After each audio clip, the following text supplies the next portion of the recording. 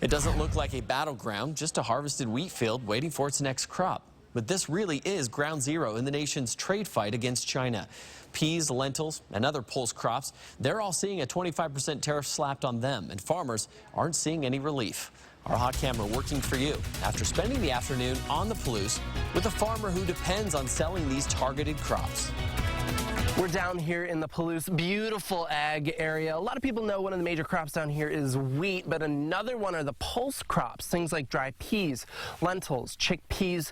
Farmers of those saying with these tariffs, they're having a hard time keeping their head above water. We are feeling the pain, and it's really significant. It's one thing to read the headlines, it's another to live them. China's our second largest market.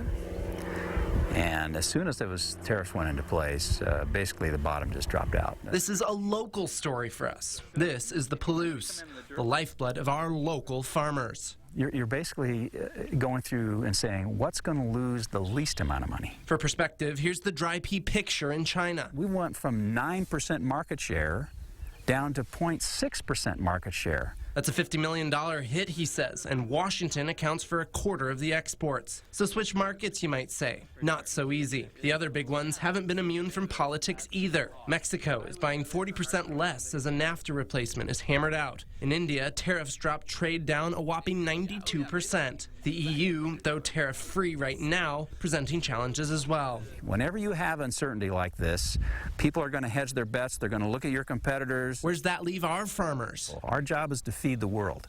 And right now we're having trouble doing that. And if things carry on, feeding themselves. What we need to have the trade disputes resolved.